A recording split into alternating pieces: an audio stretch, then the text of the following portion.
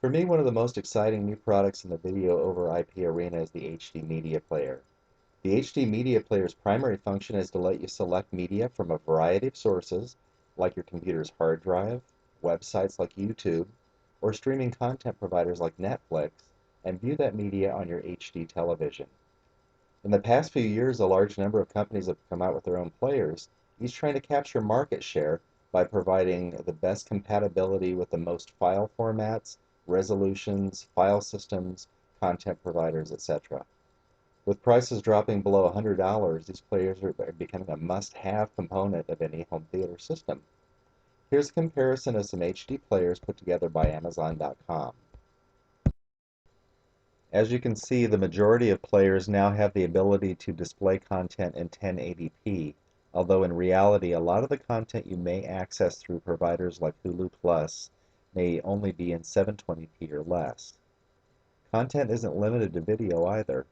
Most players let you connect to one or more streaming music services, social networking sites, and photo sharing sites. Okay, let's talk about connectivity. Some players offer an internal hard drive or USB connectivity so you can connect an external hard drive to view pre-recorded media, and that's fine, but most users also want to be able to access media on different computers in their home network as well as over the internet. Most homes don't have Ethernet cabling handily located near their televisions, so the majority of home networks are hybrids, using some combination of wired and wireless technologies to provide household-wide connectivity. A lot of first-generation HD media players required a wired connection, but now most new players come with wireless as an optional or default capability. But even for if the players that lack the wireless functionality, with a little work, access can be provided via a wireless bridge or some other methodology. This is the WD TV Live Plus by Western Digital, the media player I'm most familiar with and chose to purchase for my home. It performs well in a comparison with most other media players and plays these media. It has USB support for an external drive. By the way, it can read NTFS, FAT, FAT32, and HFS formats. Or alternately, you can purchase WD-TV Live Hub, which has its own internal hard drive.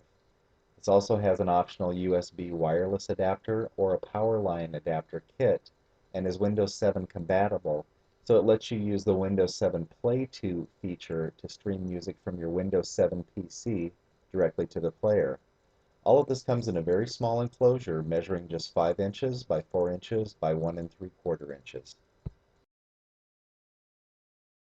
The connectors on the back plate are very simple and well marked, and by the way, it has an optical audio port for connecting to your AV receiver if you choose. The WD ships with the unit itself, a remote control with batteries, composite and component cables, and a power supply. Note that it doesn't include an HDMI cable, which I personally thought was pretty lame since the big call out on this whole item is HD. But being the quasi-geek that I am, I also knew a place where I could go to purchase a good quality HDMI cable at a reasonable price. The installation is a snap.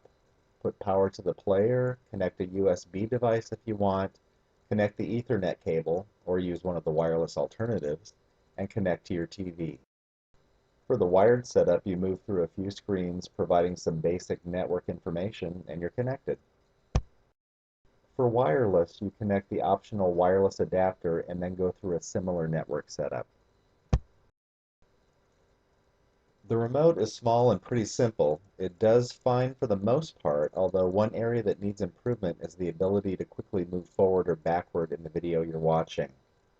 Some other manufacturers provide the ability to jump by increments of time, say 10 minutes for example, or to move to a point in the film like press the 8 key to go to 80% of the end of the film.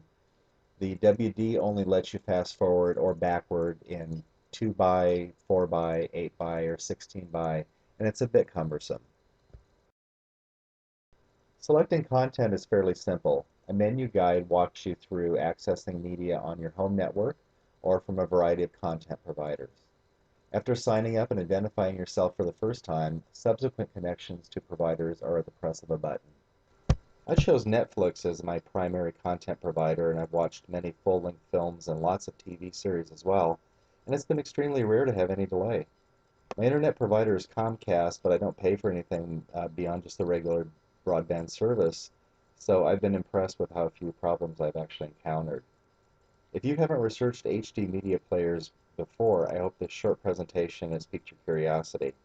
I'm really enjoying my player. There's an amazing amount of content out there these days, and it's growing every day. So go out there and enjoy.